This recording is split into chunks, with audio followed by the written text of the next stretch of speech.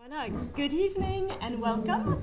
Welcome to the Columbia Global Center's Paris. We're Columbia University's academic center in France with a footprint here at Reed Hall since 1964.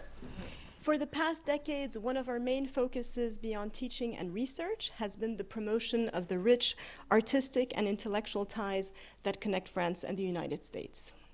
This evening, I'm pleased to introduce Katharina Pistor, who is not only a prominent scholar and professor of comparative law and finance at Columbia's Law School, and currently a fellow at the Institute for Ideas and Imagination. Katharina is also a passionate musician. I'm handing out a few insider information, a talented harpsichordist, a lover of Paris, she no longer wants to leave, and a great friend to Reed Hall. But we are not here to learn about Katharina's musical interest. We're gathered around Katharina this evening, mostly to celebrate her accomplishments as a scholar. She has written extensively on topics such as legal systems, on economic development, the role of law in financial markets, and the impact of globalization on legal systems. Katharina has received numerous awards and honors for her work, including the Max Planck Research Award in 2014 and the Allen and Overy Law Prize in 2016. She is also a member of the American Academy of Arts and Sciences and has served as a visiting professor at universities around the world. Her contributions to the field of law and finance have made her a highly respected and influential figure in academia. And I think the fact that we have such a large gathering today, despite the weather, is yet another testimony to this. This evening, we are here to learn more about her book, The Code of Capital, How the Law Creates Wealth and Inequality, which was published in 2019 by Princeton University Press. When the book came out, it was selected as one of the Financial Times Best Books of 2019, one of the Financial Times Readers' Best Books of 2019. And this book has just been translated into French by Baptiste Milondo and published at the Édition Le Seuil with a preface by Thomas Piketty. The book will be sold at the end of the event by Librairie d'Odessa, and Katharina has graciously accepted to do book signings. On that note, Katharina, will you tell us more?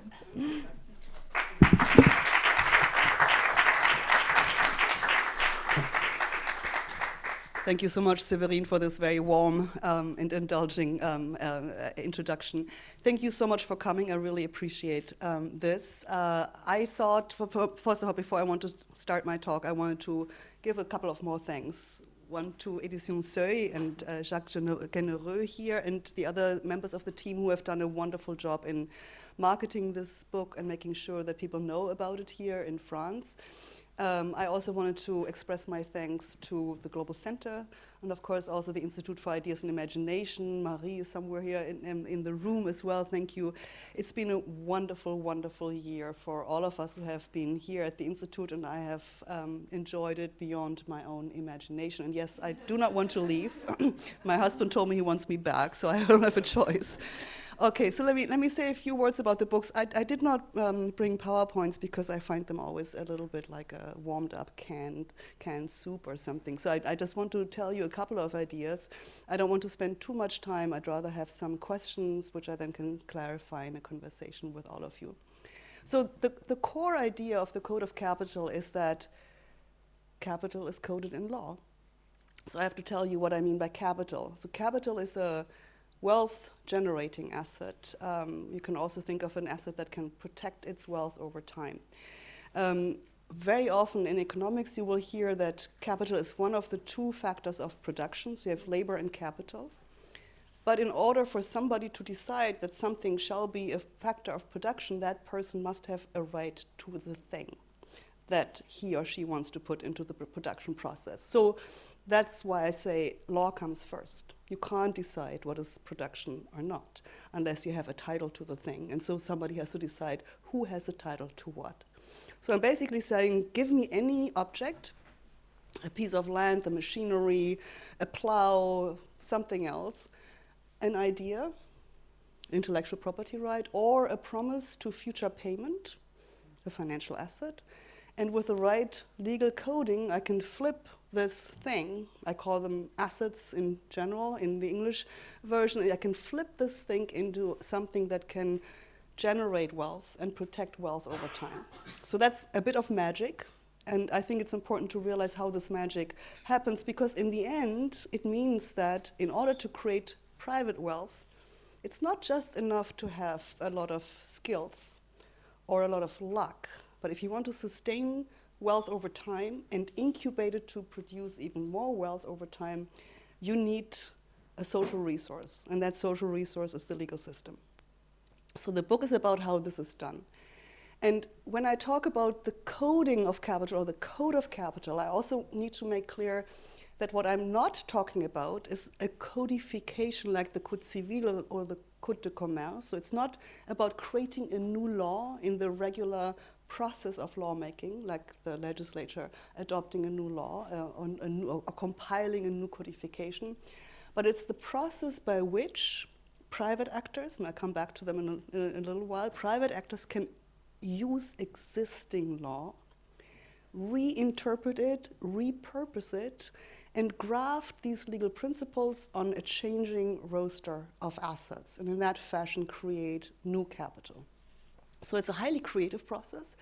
It requires a lot of skills by these lawyers. It requires deep knowledge of the law, because the key thing is, when you code capital, it's got to be legal. If it's not legal, if you violate legal principles, it can be declared void. And if it's void, you cannot enforce it, and then you don't really have what you want. Because what you want is the guarantee by a state that it will enforce this particular right or interest in a court of law against others. So the conceptual framework I developed for this book is saying capital is coded in law, and then the question is, what does law actually do? And what law matters? So I'm talking almost exclusively in this book about private law. The stuff that is in the Code Civil, the stuff that is in the Code de Commerce, and in particular of certain institutions. So I'm talking about property, I'm talking about corporate law, plus the English law, the English common law trust. I'm talking about contract law, collateral law, which is guarantees or mortgages, and to some extent also bankruptcy law. So these are 5 to 6 legal institutions, and which is part of the story, because these institutions are old, and they have been used time and again for different types of capital assets. So I got to this insight when I did a research project, which we published exactly 10 years ago in the Journal of Comparative Economics, where we looked at the financial system that had crashed in 2008. And we unpacked complex derivatives and securitized assets. And what was behind these complex instruments, which we give these fancy names in jargon. We talk about SPV, like special purpose vehicles that issue them. We talk about securitized assets, derivatives, etc. When you unpack them, what do you find? Property rights, collateral, contract, bankruptcy law, corporate law, English law trust. Always the same institutions. That's why I'm talking about the code of capital. I'm basically saying we use the same ideas, the same principles that we've used 400 years ago to enclose land in England, we're using today to create property rights in financial assets and to create intellectual property rights in ideas and to create, that I don't discuss in the book, but that's another important application. We also create similar rights in data or social relations that have been digitized. It's always the same thing. And so this is what I do in the book. I'm saying what law does with a capital asset, it creates priority rights for the owner over everybody else. So if I have better rights than you have, if we have a conflict, I win. Right? So second is I want to give my interest in these assets some kind of a durability so that the assets don't decline easily and I can protect them against too many different creditors. So you can lever up, of course, your investments if you take on debt, but if your own personal wealth is at stake when you take on debt in order to invest in a new project, you might hesitate a little bit. If you can create a legal wall between your personal assets and the assets you use to invest, that's a different story. You will always keep your family silver and your house and your swimming pool or whatever, but you can risk investing in a project, and if it fails, it fails. You still have your personal wealth. If it works, you extract as much wealth as possible, and once it's yours, it cannot be grabbed again, by the creditors. And that's basically what we do with corporate law, the common law trust. We create these legal artificial veils between a personal owner, a shareholder, and the corporation. We even create new legal creatures, right? This is in the corporation. A corporation is a legal person in its own right that can own its own assets, contract in its own name, sue and be sued in its own name, as every law school student knows after they have taken corporations. So priority rights are important. Important is also what I call durability, the ability to incubate wealth over time by excluding certain creditors from access to pools of assets, including, of course, the tax authorities, because the taxman is very often one of the most important creditor of most people, in the order of 30%, right, of money that comes in. The tax authorities have a claim on that. It could be a little lower, a little higher, but in that range, and few other creditors want as much. And so if you can get to a legal construct that is legal and legally enforceable, that reduces the claims of the tax authorities, you actually have a comparative advantage over everybody else. And that's durability. The third important attribute that law grafts on different types of assets is what I call convertibility. And that's particularly important for financial assets, because financial assets you just want to hold on to because you need to trade them all the time. And most importantly, once things become a little bit volatile and problematic, you want to convert them into something that is safer than what you have. Which is why, of course, in financial crisis, we always see investors running to the exit. What this really means is that they want to convert their financial assets into cash. Cash is state-issued money, not private actor-issued money like other financial instruments. And it's safer because the states will guarantee the nominal value of their currencies, not the real value. We live currently in a world of rising inflation, so states can't always, or don't always successfully protect the real value, but the nominal value means a lot in a financial crisis when all other nominal values are going south. So that's convertibility. And last but not least, what the legal system does through the enforcement capacity of the state is to say, we will make the rights that we have created in law enforceable, and not only between two parties who have agreed to the terms of the deal, but against the world. That's what I call universality. So if you put this together, I'm basically saying what the law does, it gives priority, durability, convertibility, and universality to the holders of capital assets, and in this way allows them to incubate, to create wealth over time, comparatively speaking, on a much safer and faster rate than anybody else. So you can have a partnership. If you have a partnership instead of a corporation, you're much more vulnerable to economic down cycles, etc. So that's the key argument.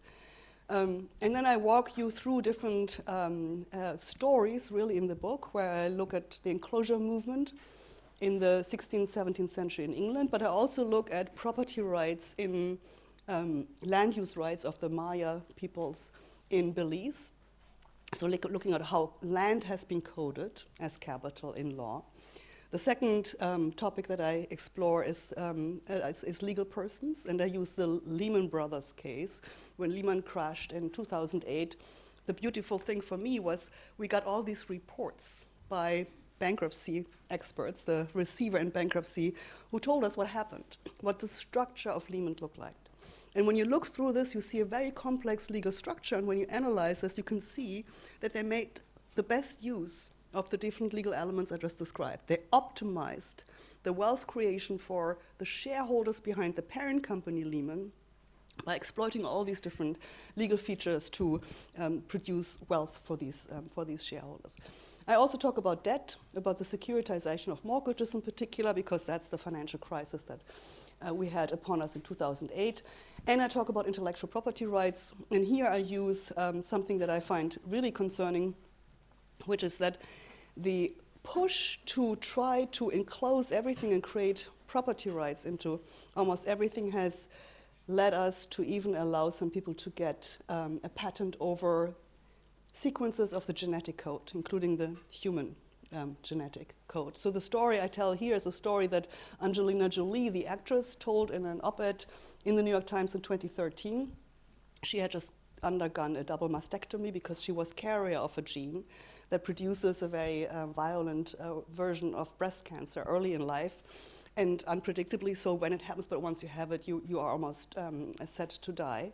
And so that's why she did this on a precautionary measure. She also mentioned in this op-ed that she had to pay $3,000 for a test that could have cost much less because a small company had gotten a patent over this particular sequence of the BRCA1 breast cancer gene. And so I explore the story, how they ever got the patent, and what happened to the company when finally, in 2013, almost 20 years after they had gotten the patent, the US Supreme Court struck it down.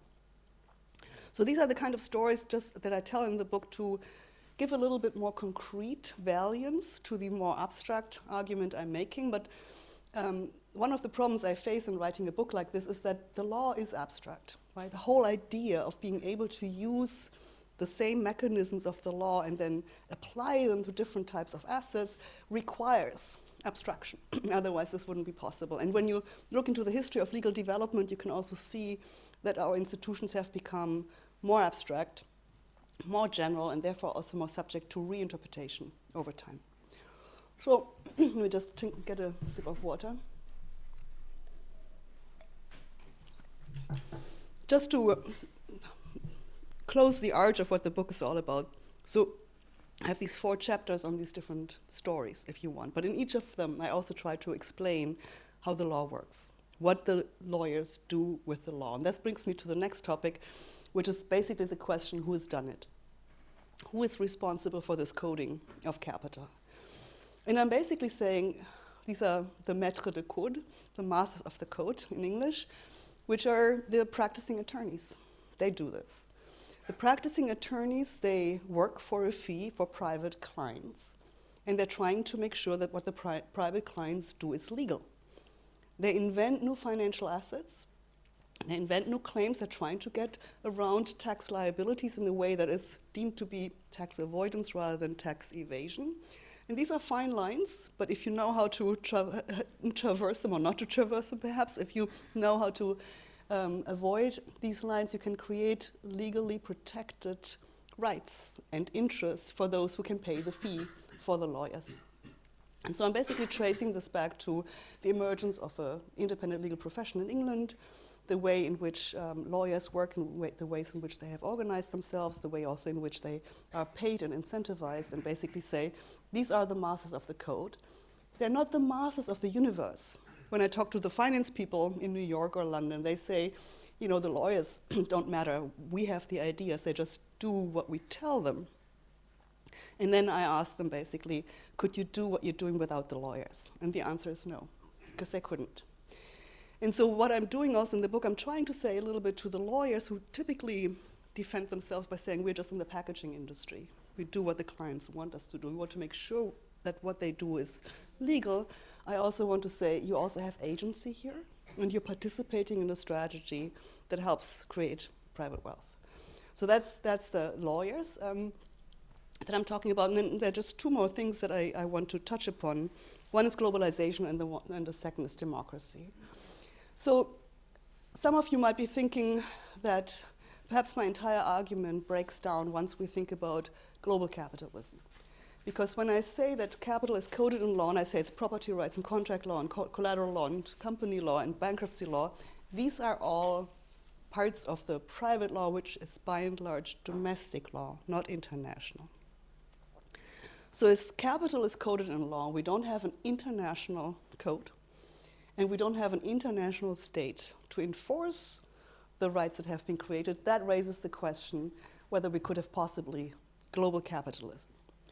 And my answer to this challenge is, in order to have global capitalism, you don't need global law or global state. All you need is at least one legal system that is used to code capital, as long as all other states say we respect the rules of that system, and by the way, we will also enforce it.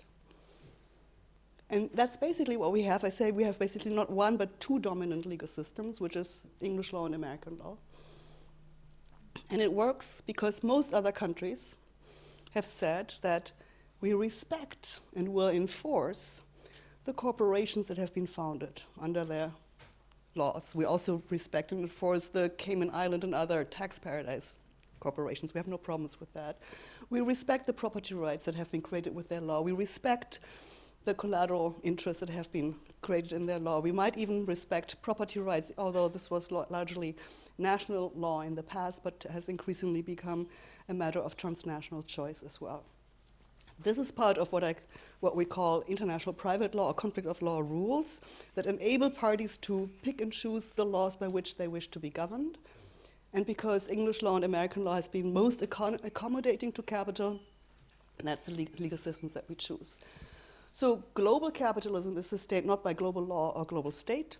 It's sustained by selected, it's highly selective legal systems that are chosen by clients of attorneys and the attorneys that are familiar with them, and they choose typically the laws that work best for capital. What does this all mean for our democracies? This is, I think, when you think about globalization, you think about the ability of resourceful actors to be able to pick and choose the laws by which they wish to be governed. We have to ask ourselves whether we could still have a democracy if you and I, we all would simply choose the laws by which we wished to be governed. Obviously not, right? You have to have some shared norms to have a social cohesion, some understanding of what this is all about. We have created a system where actually the best positioned in terms of wealth and influence, the best positioned actors can choose the laws by which they wish to be governed, whereas everybody else is stuck with where they are in local law. And that's, of course, creates sort of the tensions in terms of, can we talk about democracy as a system of self-governance through law, because that's how democracies govern themselves, through law, if the most influential players can say, we're still here, we're still in France, we do our stuff, but we take English law, we take Luxembourg law, we take Jersey Island law, we take Cayman Island law, whatever it might be. I think those questions are important to ask, and I think we have to then think about how to reconfigure the system if we believe that this is not sustainable over time, and I happen to believe that it's not sustainable over time. But let me stop here and take your questions. Thank you.